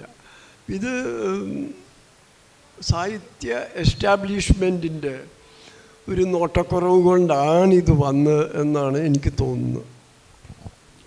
ഈ ഒരു മലയാളി എഴുത്തുകാരൻ എന്ന നിലയ്ക്ക്, അർത്ഥത്തിൽ തന്നെ ഒരു പാൻ ഇന്ത്യൻ എഴുത്തുകാരൻ എന്ന നിലയ്ക്കും NS മാധവൻ എന്ന എഴുത്തുകാരൻ്റെ ഏറ്റവും വലിയ കൺസേൺ ഇന്ന് എന്താണ്? ഏറ്റവും വലിയ കൺസേൺ ആയി കാണുന്നത്? എഴുത്തിലാവട്ടെ, ജീവിതത്തിലാവട്ടെ, നമ്മുടെ ചുറ്റുപാട് നടക്കുന്ന കാര്യങ്ങളിലാവട്ടെ, ഇതിനോടൊക്കെ പലതരത്തിൽ പ്രതികരിക്കുന്ന ഒരു എഴുത്തുകാരൻ എന്ന നിലയ്ക്ക് ഒരു ഏറ്റവും പ്രധാനപ്പെട്ട കൺസേൺ എന്താണ്? ഇല്ല, അങ്ങനെ എനിക്ക് പറയാൻ പ്രയാസമുണ്ട്. കാരണം ഇതിങ്ങനെ മാറിക്കൊണ്ടിരിക്കും. ഇന്നിപ്പോൾ എന്നെ ഏറ്റവും കൂടുതൽ അലട്ടുന്നത് ഈ ബീഹാറിലെ വോട്ട് ചോരി എന്ന് പറയുന്ന കാര്യമാണ്. കാരണം അത് നാളെ ഇന്ത്യ മുഴുവൻ നീണ്ടു വരാവുന്നതാണ്. ഇങ്ങനെയാണ് നമുക്ക് ചരിത്രം അറിയാവുന്നതുകൊണ്ട് ഇങ്ങനെയാണ് ഹിറ്റ്ലർ ഭരണത്തിൽ വന്നത്. ഏകാധിപതിയായി ഹിറ്റ്ലർ അതിന് മുമ്പ് തന്നെ ഭരണത്തിൽ വന്നിട്ടുണ്ടായിരുന്നു. ഏകാധിപതിയായി മാറാൻ ഇതൊന്നും നീണ്ടു നിൽക്കുന്ന കാര്യമല്ല. പക്ഷേ ഏകാധിപതികൾ ഒന്നുകിൽ ഇപ്പം ഫ്രാങ്കോ ആവട്ടെ, പോർച്ചുഗലിലെ സലാസാർ ആവട്ടെ, ഒന്നുകിൽ അവർ പ്രകൃതി നിയമം അനുസരിച്ച് മരിക്കണം, അല്ലെങ്കിൽ അവരെ നശിപ്പിക്കാൻ ലോകയുദ്ധങ്ങളുണ്ടാകണം. ജനങ്ങൾ വിചാരിച്ചിട്ട് ഒരു ഏകാധിപതിയും ഭരണം നഷ്ടപ്പെട്ടിട്ടില്ല. ഹിറ്റ്ലറായാലും മുസോളിനി ആയാലും ഇതിനെല്ലാം പുറകിൽ രണ്ടാം ലോക മഹായുദ്ധത്തിൻ്റെ വലിയ പങ്കുണ്ട്. അപ്പോൾ ഇതിങ്ങനെ അനുനിമിഷം മാറിക്കും. അതിനിടയ്ക്ക് ചെറിയ ചെറിയ ആഹ്ലാദങ്ങളുമുണ്ട്. അങ്ങനെ ഈ കൺസേൺസ് പ്രയോറിറ്റൈസ് ചെയ്തിട്ടില്ല എന്നാണ് എനിക്ക് പറയാനുള്ളത്. ഇപ്പോൾ താങ്കൾ വളരെ കാലത്തിന് ശേഷം 2017 നമ്മളുടെ കഥകൾ, മലയാളത്തിലെ കഥകൾ, നോവലുകൾ, ഇങ്ങനെയുള്ള കാര്യങ്ങളൊക്കെ വളരെ അടുത്തറിയാൻ ശ്രമിച്ചതിനെക്കുറിച്ച് പറയണ്ടേ. ഇപ്പോൾ ഏറ്റവും കണ്ടംപററി ആയിട്ട് ഉള്ള നമ്മളുടെ ഫിക്ഷന്, മലയാളം ഫിക്ഷന് മാധവൻ എങ്ങനെയാണ് നോക്കിക്കാണുന്നത്? കാരണം വലിയ തോതിലുള്ള വിവാദങ്ങൾ, ഏറ്റവും കൂടുതൽ വിൽക്കപ്പെടുന്ന കൃതികൾ നല്ല കൃതികളല്ല, നല്ല കൃതികൾ വിൽക്കപ്പെടണമെന്നില്ല, ഇങ്ങനെയുള്ള പലതരം വിവാദങ്ങളും നമ്മളുടെ സാഹിത്യത്തിനകത്ത് നടക്കുന്നുണ്ട്. ചില സമയത്ത് എഴുതാൻ മറന്ന് വിവാദത്തിൽ മുഴുകുന്ന എഴുത്തുകാർ പോലുമാണ് മലയാളി എഴുത്തുകാർ എന്ന് തോന്നും വിധത്തിലാണ് കാര്യങ്ങൾ പോയിക്കൊണ്ടിരിക്കുന്നത്. അപ്പോൾ ഇതിനെ നമ്മളുടെ ഈ ഒരു ഏറ്റവും പുതുത് എന്നോ അല്ലെങ്കിൽ കഴിഞ്ഞ കുറച്ച് കാലങ്ങളായി പ്രത്യേകിച്ച് നമ്മുടെ ചെറുകഥ വലിയ തോതിൽ മുന്നോട്ട് പോയതായി പലരും അതിന് അങ്ങനെ കമൻ്റ് ചെയ്തിട്ടുള്ളതാണ്. അപ്പോൾ ഈ നമ്മളുടെ ഈ ഇന്നത്തെ ഒരു കണ്ടംപററി എഴുത്ത്, മലയാളത്തിൻ്റെ എഴുത്ത്, പ്രത്യേകിച്ചും ഫിക്ഷൻ, ചെറുകഥ, നോവൽ, ഇതിന് എങ്ങനെയാണ് മാധവൻ നോക്കിക്കാണുന്നത്? അതിൻ്റെ ഫിനോമിനൽ ചേഞ്ചസ് ഉണ്ടോ? അതിന് വളർച്ചയുണ്ടോ? ഇത് രണ്ട് രീതിയിൽ നോക്കിക്കാണാം. ഒന്ന്, വിശാലമായിട്ട് ലോകസാഹിത്യത്തിൽ വരുന്ന കൃതികൾ, ഈ കൃതികൾ സ്വീകരിക്കുന്ന ഇത് മിക്കവാറും ഈ കൃതികളെല്ലാം വലിയ വലിയ സ്പാനിഷ് എഴുത്തുകാരായാലും ഇറ്റാലിയൻ എഴുത്തുകാരായാലും ലാറ്റിൻ അമേരിക്കയിലെ എഴുത്തുകാരായാലും അവരുടെ പുതിയ കൃതികൾ, ഞാനൊരു സാഹിത്യോത്സവത്തിൻ്റെ ഡയറക്ടർ കൂടിയാണ്. അപ്പോൾ ഇതൊക്കെ ആയിട്ട് എനിക്ക് നിത്യം ഇടപെടേണ്ടി വരും. ഈ കൃതികളിലെല്ലാം കാണുന്നത് ഒരു ചിന്തയുടെ അന്തരീക്ഷമാണ്. ദീർഘമായിട്ടുള്ള അവർ ചിന്തിക്കുന്നു, ഫിലോസഫൈസ് ചെയ്യുന്നു. നോവലുകളാണ് ഞാൻ വായിച്ചിട്ടുള്ള നോവലുകൾ കൂടുതൽ ധ്യാനാത്മകമാകുന്നു. മലയാളത്തിൽ അങ്ങനെ കാണുന്നില്ല. ഇത് നല്ലതോ ചീത്തയോ ഒന്നല്ല, മലയാളത്തിൽ നോവലുകൾ കൂടുതൽ വിഷ്വലാകുകയാണ്. ഇത് നല്ലതാണോ ചീത്തയാണെന്നറിയില്ല, പക്ഷെ പ്രകടമായിട്ടുള്ള ഒരു വ്യത്യാസം ഇന്നത്തെ ലോക സാഹിത്യത്തിലെ ഉള്ളടക്കവുമായിട്ട് നമ്മുടെ ഉള്ളടക്കത്തിനുണ്ട്. അതൊരു പക്ഷേ മാറാവുന്ന കാര്യമായിരിക്കും. ഒരു പക്ഷേ നമ്മുടെ വളർച്ചയുടെ കൂടി ഭാഗമായിരിക്കാം. ഈ ലോകസാഹിത്യം എന്ന് പറയുമ്പോൾ നമ്മൾ മലയാളമില്ലാത്തൊരു ലോകസാഹിത്യത്തെക്കുറിച്ചല്ലേ എപ്പോഴും പറയുന്നത്. മലയാളത്തെ നമ്മൾ ലോകസാഹിത്യത്തിൻ്റെ ഭാഗമായിട്ട് കാണുന്നുണ്ടോ? അതായത് കേരളമില്ലാത്തൊരു ലോകമുണ്ടോ? ഒരു മാപ്പ് വരച്ചാൽ ലോക സാഹിത്യത്തെക്കുറിച്ച് നമ്മൾ പറയുന്നത് ശരിയാണ്. അത് മലയാളം ഇല്ലാത്ത, അല്ലെങ്കിൽ ഇന്ത്യൻ സാഹിത്യം എന്ന് പറഞ്ഞാൽ അതിലും നമ്മൾ മലയാളത്തിൽ ഉൾപ്പെടുന്നില്ല. അതൊരു സംസാര രീതിയായിരിക്കാം. മലയാള സാഹിത്യം ഇപ്പോൾ ഈ ചെമ്മീൻ ആദ്യമായിട്ട് ഇംഗ്ലീഷിലേക്ക് തർജ്ജമ ചെയ്തപ്പോൾ 1962 48 ആഴ്ച ന്യൂയോർക്ക് ടൈംസിൻ്റെ ഇവിടുത്തെ ടൈംസ് ഓഫ് ഇന്ത്യ ഒന്നുമല്ല, ന്യൂയോർക്ക് ടൈംസിൻ്റെ ബെസ്റ്റ് സെല്ലർ ലിസ്റ്റിലുണ്ടായിരുന്നു. ലോകം ലണ്ടനിലെ പുസ്തകക്കടകളിലെ ചില്ലുവാതിലുകൾ ഡെക്കറേറ്റ് ചെയ്തിരുന്നത് ചെമ്മീൻ്റെ പ്രതികൾ വെച്ചായിരുന്നു. അപ്പം അങ്ങനെ നമുക്കൊരു വളരെ പരന്ന ഒരു തുടക്കത്തിൽ നിന്നാണ് നമ്മൾ ഒരു പക്ഷേ നല്ല തർജ്ജമക്കാരില്ലാത്തതുകൊണ്ടോ അല്ലെങ്കിൽ ഈ ഇംഗ്ലീഷ് സാഹിത്യം തന്നെ വളരെയധികം വ്യവസായവത്കരിച്ചുകൊണ്ട് ഒരു സിനിമ പിടിക്കുന്ന പോലെയാണ് ഇപ്പോൾ സാഹിത്യം അവിടെയൊക്കെ. കാരണം അത്രയധികം ഇതാണ്, കോസ്റ്റ് ഓഫ് പ്രൊഡക്ഷൻ വളരെ ഹൈ ആണ്. അവർ 10,000 കോപ്പിയിൽ താഴെയൊന്നും ചിന്തിക്കാറില്ല. 10,000 കോപ്പിക്ക് വളരെയധികം കാശാകും. അപ്പോൾ ഈ തീരുമാനം തന്നെ അവർ വളരെ ആലോചിച്ചെടുക്കുകയുള്ളൂ. പിന്നെ ഈ ഹോളിവുഡ് സിനിമ എന്നൊക്കെ ഇത് ഹോളിവുഡ് സിനിമ റിലീസ് ചെയ്യുന്നതിന് മുമ്പ് അല്ലെങ്കിൽ അതിൻ്റെ ഫൈനൽ എഡിറ്റിങ്ങിന് മുമ്പ് ആൾക്കാരെ കാണിക്കും, തിയേറ്ററിൽ ക്ഷണിച്ചു വരുന്ന. എന്നിട്ട് അവരുടെ അടുത്ത് നിന്ന് ഒരു അഭിപ്രായം എടുക്കും, ഈ സിനിമയുടെ എൻഡിങ് ഇങ്ങനെ മതിയോ. ഈ രീതിയിൽ വൻകിട നോവലിസ്റ്റുകൾ, വലിയ നമ്മുടെ അഖിൽ പി ധർമ്മജനൊന്നും ഒന്നുമല്ല, ലക്ഷക്കണക്കിന് കോടിക്കണക്കിന് പുസ്തകങ്ങൾ വിൽക്കുന്ന നോവലിസ്റ്റുകൾ പോലും വഴങ്ങിക്കൊടുക്കുന്നുണ്ട്. അപ്പം ഇംഗ്ലീഷ് സാഹിത്യത്തിൻ്റെ വ്യവസായവത്കരണം, നമ്മുടെ പുറത്തേക്ക് സ്വയം പ്രതിബിംബിക്കാനുള്ള നമ്മുടെ കഴിവിൻ്റെ ശോഷണം, ഇതെല്ലാം കൂടി ഇപ്പോൾ നമ്മൾ ശ്രദ്ധിക്കപ്പെടും. പക്ഷെ എന്നാൽ ഇന്നത്തെ കാലത്ത് മറ്റൊരു വലിയ ഗുണം എന്താണെന്ന് വെച്ചിട്ടുണ്ടെങ്കിൽ, ഇതൊന്നും ഇല്ലാതെ തന്നെ ഇപ്പോൾ തർജ്ജമ വേണ്ട. എനിക്ക് വേണം മിക്കവാറും അടുത്ത വർഷം ഏതാണ്ടായി എനിക്ക് ഇപ്പോൾ ഫിന്നിഷ് ഭാഷയിലോ അല്ലെങ്കിൽ ഏതെങ്കിലും ഒരു ഭാഷയിൽ നല്ല പുസ്തകം ഉണ്ടെങ്കിൽ ആ പുസ്തകത്തിൻ്റെ ഒരു PDF കിട്ടിയാൽ AI ഉപയോഗിച്ച് തർജ്ജമ ചെയ്ത് നമുക്ക് വായിച്ചു കൊടുക്കാം. നമുക്ക് ഇനി അപ്പോൾ സാഹിത്യം സർവ്വലൗകികവും കൂടിയാകുകയാണ് ഈ ആധുനിക സാങ്കേതിക വിദ്യയുടെ സൗകര്യം കൊണ്ട്. ഇപ്പോൾ നമുക്ക് ഒരു കാര്യം ചോദിക്കാനുള്ളത്, ഒ വി വിജയനെ കുറിച്ച്. ഒ വി വിജയൻ മരിച്ച സമയത്ത് താങ്കൾ എഴുതിയിട്ടുള്ള ലേഖനത്തിൻ്റെ അവസാന വാചകം, താങ്കൾ എനിക്ക് എന്നും ജീവിച്ചിരിക്കുന്ന ഒരു എഴുത്തുകാരനാണ് എന്ന് പറഞ്ഞിട്ടാണ് അവസാനിക്കുന്നത്. ഇത് വാസ്തവത്തിൽ എന്നും ജീവിച്ചിരിക്കുന്ന എഴുത്തുകാരൻ എന്ന് പറയുന്നത് ഒരു യാഥാർത്ഥ്യമാണോ, ഒരു മിത്താണോ? വിജയൻ എന്നെ സംബന്ധിച്ചിടത്തോളം ആണ്. അത് ഞാൻ എല്ലാവരും സംബന്ധിച്ചല്ല പറഞ്ഞു, ഞാൻ എൻ്റെ വ്യക്തിപരമായിട്ട് വളരെയധികം അഭിപ്രായ വ്യത്യാസങ്ങളും വിജയൻ്റെ പല കാര്യങ്ങളോടും യോജിപ്പില്ലാതെ തന്നെ അദ്ദേഹം എൻ്റെ തലമുറ വളരെയധികം സ്വാധീനിച്ചിട്ടുള്ള ഒരു മലയാള എഴുത്തുകാരനാണ്.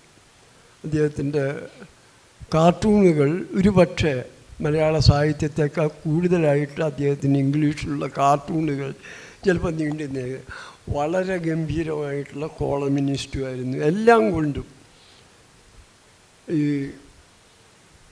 വിജയന് ശേഷം വിജയനെ പോലെ ഒരു വ്യക്തി കേരളത്തിൽ ഉണ്ടായിട്ടുള്ളതായിട്ട് എനിക്ക് തോന്നുന്നില്ല. ഈ പിന്നെ നിലവിളികൾ എന്ന് പറയും, നിലവിളികൾ എന്ന് പറഞ്ഞിട്ടൊരു കഥ തന്നെ ഉണ്ട്. നിലവിളി എന്ന് പറഞ്ഞൊരു കഥ തന്നെ ഉണ്ട്. ഇപ്പോൾ ഭീമച്ചലിലായാലും പാലുവിരിയുന്ന നേരത്തിലായാലും തിരുത്തിലായാലും മുംബൈയിലായാലും കാർമനിലായാലും ഒക്കെ ഒരു നിരന്തരമായ ഒരു നിലവിളി ഇങ്ങനെ ഈ കഥയിൽ, അങ്ങനെ ഒരു അവസാനം ഈ കഥകളൊക്കെ എഴുതുന്ന ഒരു ഘട്ടത്തിൽ നിലവിളി എന്നൊരു കഥയും എഴുതുകയാണ്. ഈ ഒരു അങ്ങനെ പറയാമെന്ന് എനിക്ക് അറിഞ്ഞുകൂടാ, ഒരു നിലവിളികളുടെ ഒരു ആർക്കൈവ് പോലെ മാധവൻ്റെ കഥകളാകുന്നുണ്ട് എന്ന് പറയുന്നത് ശരിയായിരിക്കുമോ? ഒട്ടും ശരിയായിരിക്കില്ല. കാരണം എന്താ വെച്ചാൽ നിലവിളി എന്ന് പറഞ്ഞിട്ടുണ്ടെങ്കിൽ ആ കഥ മാത്രം, ഇപ്പം ഭീമച്ചൻ അല്ലെങ്കിൽ കാർമൻ, ഇതിലെല്ലാം ഞാൻ ഉദ്ദേശിച്ച് വളരെയധികം ഹ്യൂമർ കൊണ്ടുവരാൻ ശ്രമിച്ചിട്ടുണ്ട് എന്നുള്ളതാണ്. നിലവിളി ഒരു നിലവിളിച്ച ആളുടെ കഥയായിരുന്നു. ഗുജറാത്ത് കലാപത്തിന് ശേഷം ലോകം മുഴുവൻ ഉപയോഗിച്ച ഒരു വ്യക്തി, എന്താ അയാളുടെ പേര്, കുത്തബുദ്ദീൻ അൻസാരി. കുത്തബുദ്ദീൻ അൻസാരിയെ എതിർച്ചയെ ഞാൻ കൽക്കട്ടയിൽ വച്ച് കാണാനിടയായി. അപ്പോഴാണ് ഓർത്ത് ഈ മനുഷ്യൻ എങ്ങനെ ഒരു രാജ്യത്തിൻ്റെ സിമ്പിളാണ്. ഇന്ത്യക്ക് താജ്മഹൽ എന്ന പോലെ, പാരീസിന് ഐഫൽ ടവർ എന്ന പോലെ, ഗുജറാത്ത് എന്ന് പറഞ്ഞ ഈ മനുഷ്യനായി മാറിയിരിക്കുക. ഇപ്പോൾ 2002 തൊട്ട് ഏതാണ്ട് 2010-12 വരെ ഈ ചിത്രം എല്ലാ മാധ്യമങ്ങളും റെഗുലറായിട്ട് ഉപയോഗിച്ചിരുന്ന ഒരു പച്ച കണ്ണുള്ള മനുഷ്യൻ കരഞ്ഞുകൊണ്ട് നിൽക്കുന്നത്. അപ്പം അതുകൊണ്ട് അതാണ്. പക്ഷേ മറ്റു കഥകളിൽ ഈ ദുരന്ത ധ്വനി ഉള്ളതായിട്ട് എനിക്ക് തോന്നുന്നില്ല. അല്ല, തിരുത്ത് പോലൊരു കഥയിൽ അങ്ങനെ ഒരു ദുരന്തധ്വനി ഇല്ലെന്നാണോ? തിരുത്തി ദുരന്തധ്വനി ഇല്ല, തിരുത്ത് ദുരന്തമാണ്. അതാണ് അതിൻ്റെ വ്യത്യാസം.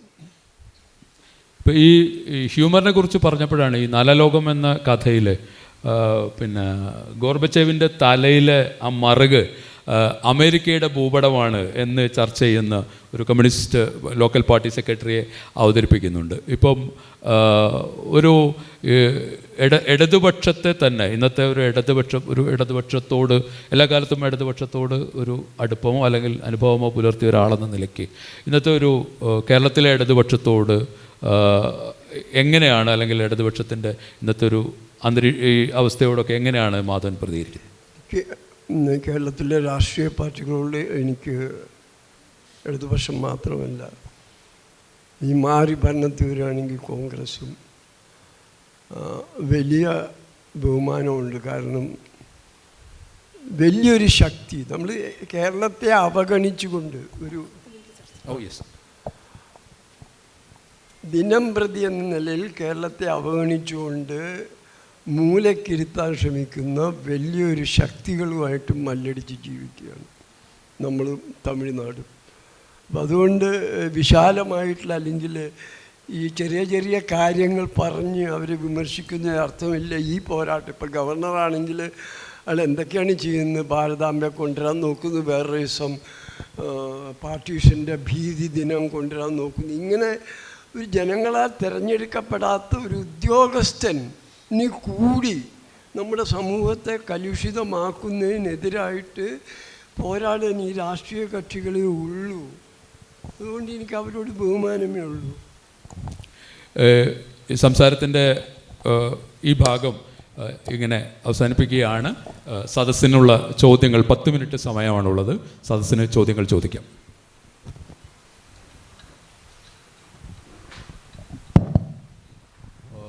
ഈ മാർജിനലൈസ് ഗ്രൂപ്പ്സിനെ പറ്റി സ്റ്റാർട്ട് ചെയ്തു. ബീഹാറിലൊക്കെ താമസിക്കുന്ന ഒരേ ജാതിക്കാർ മാത്രമേ ഉള്ളൂ, പിന്നോക്കക്കാർക്ക് ഒരു ഇമ്പ്രൂവ്മെൻറ്റിനുള്ള ചാൻസ് ഇല്ല. അങ്ങനെ ആദ്യത്തെ ഭാഗത്ത് സംസാരിക്കേണ്ടായി. Can technology be the solution for this? അതായത് നമുക്ക് ഇവിടെ ഇന്ത്യയിൽ നിന്ന് ഒരു സ്റ്റീവ് ജോബ്സോ സാം ആൾട്ട്മാനോ ആരും ഉണ്ടായിട്ടില്ല. ഇവരാരെയും ഗവൺമെൻറ് സപ്പോർട്ട് ചെയ്ത് വന്നവരല്ല. ഇപ്പോൾ നമുക്ക് ഒരുപാട് വെഞ്ചർ ക്യാപിറ്റലിസ്റ്റ് അങ്ങനത്തെ സ്ഥാപനങ്ങളുണ്ട്. അപ്പോൾ ഒരു പൈസ പോലും ഗവൺമെൻറ്റൽ സപ്പോർട്ട് ഇല്ലാതെ തന്നെ ഇവരെ പ്രോത്സാഹിപ്പിച്ച് കഴിഞ്ഞാൽ ഇവിടുന്ന് ഇതുപോലെ, ഇപ്പോൾ ഫോർ എക്സാമ്പിൾ AI പോലെ, ക്ലൈമറ്റ് കൺട്രോൾ ഇതുപോലത്തെ ഏതെങ്കിലും രംഗത്ത് ഇവർക്ക് ശോഭിക്കാൻ കഴിഞ്ഞു കഴിഞ്ഞാൽ ആ ഗ്രൂപ്പ് അങ്ങനെ ഉയർന്നു വരും. അപ്പോൾ ഈ ക്ലാസിഫിക്കേഷൻ മിക്കവാറും അപ്രസക്തമാവും. പക്ഷെ കുറച്ച് സമയമെടുക്കും. പക്ഷേ ഇന്ത്യയിലാണ് ഇത് സാധിക്കേണ്ടത്. ഇത് ഫസ്റ്റ് പാർട്ട്. സെക്കൻഡ് പാർട്ട് ചോദിക്കാണ്ട് മുസഫർ അഹമ്മദ് ചോദിക്കേണ്ടായി NSൻ്റെ 2ാമത്തെ നോവലിൻ്റെ വക്കിനെ പറ്റി ചോദിക്കേണ്ടായി. ഈ ഞാൻ പറഞ്ഞൊരു ഏരിയ ഏറ്റവും നന്നായി ഇന്ത്യയിൽ ചെയ്യാൻ പറ്റുന്ന ഒരാൾ NS ആണെന്നാണ് എൻ്റെ അഭിപ്രായം. ഈ രീതിയിലൊന്ന് ട്രൈ ചെയ്തുകൂടെ? അതായത് ഇപ്പോൾ ഒരു ഇപ്പോൾ സൂപ്പർ 30 ഒക്കെ ബീഹാറിലുണ്ടായിരുന്നു. IIT-യിൽ കിട്ടാത്ത ഒരുപാട് പേർക്ക് IIT-യിൽ സെലക്ഷൻ ജയിൽ കിട്ടുന്ന ഒരു സാഹചര്യമാണ് ഇപ്പോൾ ഉള്ളത്. ഇത് തന്നെ ടെക്നോളജിയുടെ കാര്യത്തിൽ ഇന്ത്യയിൽ വന്നു കഴിഞ്ഞാൽ ഈ ക്ലാസിഫിക്കേഷൻ കുറച്ചു കാലം കഴിയുമ്പോൾ തന്നെത്താൻ ഇല്ലാതാവില്ലേ? ഇതാണ് ചോദിക്കാനുള്ളത്. ഇത് വളരെ ശരിയാണ്. പക്ഷെ നിർഭാഗ്യവശാൽ സംഭവിച്ചിരിക്കുന്നത് എന്താണെന്ന് വെച്ചിട്ടുണ്ടെങ്കിൽ, ടെക്നോളജി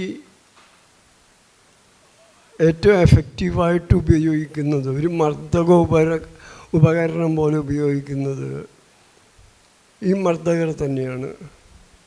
ഇന്നത്തെ കാലത്ത് ഏറ്റവും വലിയ സെൻസർഷിപ്പ് ഫേക്ക് ന്യൂസാണ്. എന്തെങ്കിലും ഒരു വാർത്ത വരികയാണെങ്കിൽ ആ വാർത്ത ഗവൺമെൻറ്റിനെതിരായിട്ട് പ്രമുഖമായിട്ടുള്ള ഒരു വാർത്ത വരികയാണെങ്കിൽ ആ വാർത്തയുടെ വീര്യം കെടുത്താൻ വേണ്ടി ആയിരക്കണക്കിന് ഫേക്ക് ന്യൂസുകൾ പടച്ചു വിടുകയാണ്. ഇതുകൊണ്ടാണ് ഈ മറ്റേ ഹലാരി പറയുന്നത് ഏറ്റവും വലിയ സെൻസർഷിപ്പ് ഈ ടെക്നോളജി ഉപയോഗിച്ചുള്ള കപട വാർത്താ നിർമ്മാണമാണ്. ടെക്നോളജി ഉപയോഗിക്കാൻ പറ്റില്ല. അത് ഒരു പ്ലാറ്റ്ഫോമായിട്ട് കണ്ടുകൊണ്ട് മുന്നേറുന്നതിന് ഇപ്പോൾ നമുക്ക് രണ്ട് പക്ഷങ്ങളെ കാണാം, ഇടതുപക്ഷം അല്ലെങ്കിൽ ജനപക്ഷവും വലതുപക്ഷവും ഉണ്ട്. അതിൽ വളരെ വളരെ മുമ്പിലാണ് ഈ വലതുപക്ഷം എന്ന് പറയുന്നത്. അതിപ്പോൾ അമേരിക്കയൊക്കെ നോക്കിയാൽ നമുക്ക് വ്യക്തമായിട്ടറിയാം. ട്രംപിൻ്റെ ശക്തി തന്നെ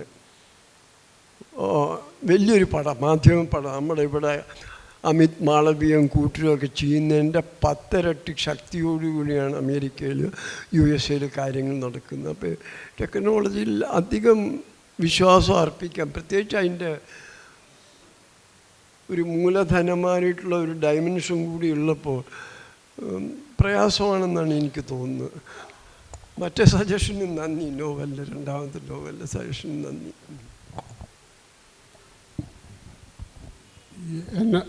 NS ഈ എഴുതുമ്പോൾ എന്തിനാണ് ഇത്ര പിശുക്ക് കാണിക്കുന്നതെന്ന് നമുക്ക് തോന്നിയിട്ടുണ്ട്. അപ്പോൾ പി മച്ചനൊക്കെ എഴുതി വരുമ്പോൾ നമ്മൾ കുറച്ചുകൂടെ കൂടി വിശാലമായ ഒരു ക്യാൻവാസിൽ അത് വായിക്കാൻ പറ്റുമെന്ന് നമ്മൾ ശ്രദ്ധിച്ചിരിക്കുമ്പോൾ പെട്ടെന്ന് അവസാനിക്കുന്ന ഒരു രീതി. ഇപ്പോൾ ഇന്ത്യയിൽ തന്നെ ജാതി അടിമത്തത്തെയും അതുപോലെ തന്നെ അരിവൽക്കരിക്കപ്പെട്ടവരെ കുറിച്ച് വിശാലമായ ഒരു ക്യാൻവാസിൽ ഒരു ബൃഹത്തായ ഒരു രചന നിർവഹിക്കുവാൻ NS സാധിക്കില്ല. NS അതിന് യത്നിക്കാത്തത് എന്തുകൊണ്ടാണ് എന്ന് പലപ്പോഴും നമുക്ക് തോന്നിയിട്ടുണ്ട്.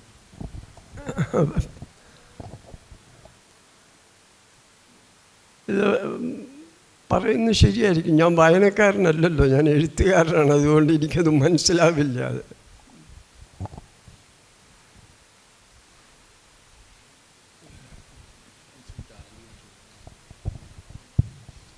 നമസ്കാരം. അങ്ങേക്ക് ആയുരാരോഗ്യ സൗഖ്യം നേരുന്നു. ആദ്യം അങ്ങേക്ക് ആയുരാരോഗ്യ സൗഖ്യം നേരുന്നു.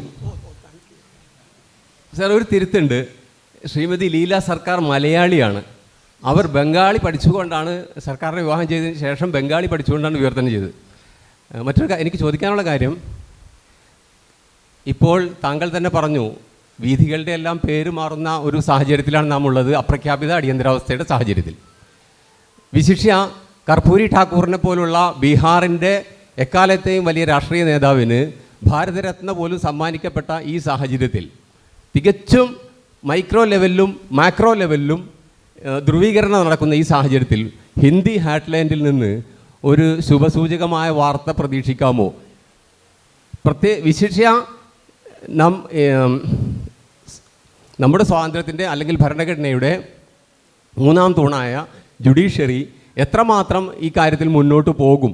കാരണം 4 ന്യായാധിപന്മാർ ഗവൺമെൻറ്റിനെതിരിൽ പത്രപ്രസ്താവന പോലും നടത്തിയ ഒരു സാഹചര്യം മുന്നിൽ നിൽക്കെ.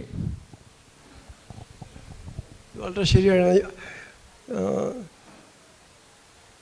ഇത് ലീന സർക്കാരിനെ പറ്റി എനിക്ക് തെറ്റുപറ്റി. അവർ ഇരിഞ്ഞാലക്കുടക്കാരിയാണ്. ഇരിഞ്ഞാലക്കുടയുടെ ഒരു പ്രശസ്ത കുടുംബത്തിലാണ്. അവർ ഭർത്താവാണ് സർക്കാർ.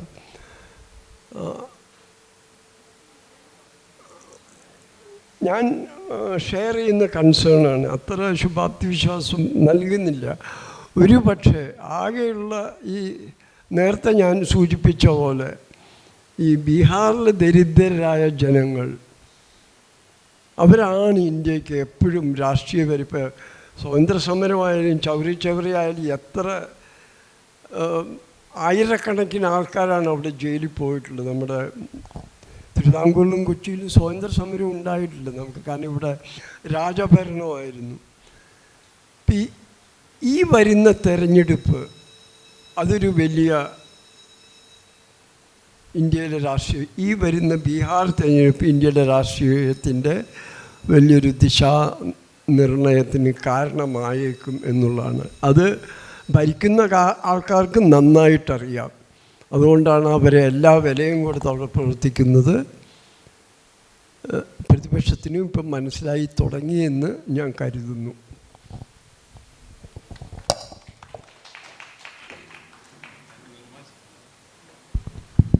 എൻ എസ് മാധവന് നന്ദി, സദസ്സിന് വളരെ നന്ദി. Thank you for coming. Thank you. Thank you Muzaffar, വളരെ നന്നായിരുന്നു, ഹൃദ്യമായിരുന്നു സംഭാഷണം.